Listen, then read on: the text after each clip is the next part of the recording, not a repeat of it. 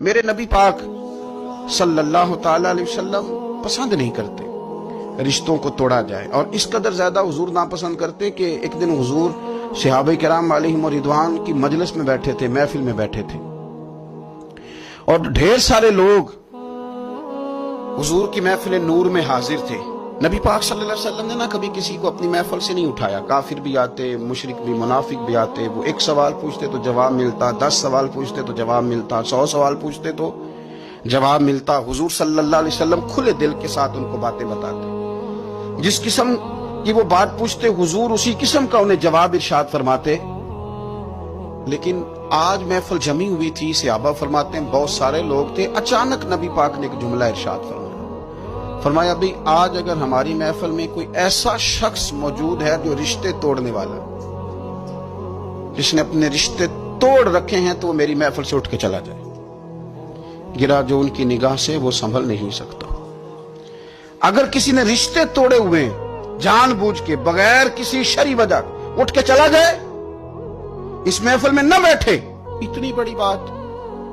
صحابہ کہتے ہیں کہ اتنا بڑا جملہ بڑا کم سننے میں ملا، اٹھ کے چلے جاؤ اگر کسی شخص نے اپنے رشتے توڑے ہوئے ہیں۔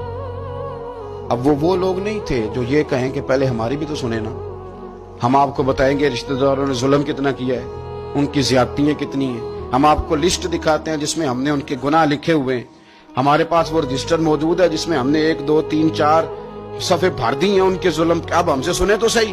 حضور نے فرمایا جس کا کوئی رشتہ دار ناراض ہے اٹھ کے چلا جائے میری محفل سے۔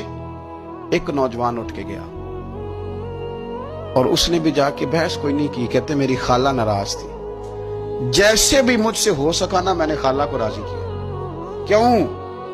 یہ بڑا کمال نقطہ ہے، اس کو سمجھنا، یہ کمال نقطہ ہے۔ آج کو یہ نہیں کہ بچے کے دن رکھ لیے تو اب خالہ کو منانا ضروری ہو گیا، اب یہ نہیں کہ رشتہ داری کرنی ہے تو منانا ضروری ہو گیا، شادی پہ جانا تھا تو ضروری ہو گیا۔ آج خالہ کو منانا اس لیے ضروری ہے کہ مدینے والے رسول نے کہہ دیا اٹھ کے چلے جاؤ۔ حضور کی رضا کے لیے، نبی پاک کو راضی کرنے کے لیے آج ضروری ہو گیا، ضروری۔ کریم نے فرمایا جس کا کوئی رشتہ دار ناراض ہے اٹھ کے چلا جائے، کہتے ہیں جیسے بھی مجھ سے ہو سکا، جس طرح۔ اس لیے نہیں کہ الیکشن تھے تو ضروری تھا، اور جیسے تیسے بھی تھا راضی کرنا مقصود تھا، اس لیے کہ اللہ رسول راضی ہو۔ میں نے خالہ کو راضی کیا، آ کے واپس بیٹھا۔ اب رسول پاک علیہ السلام نے قول ارشاد فرمایا، بات ارشاد فرمائی۔ حضور صلی اللہ تعالی علیہ وسلم نے فرمایا سنو بھائی، اس قوم پر رحمت نازل نہیں ہوتی جس میں کوئی رشتے توڑنے والا موجود۔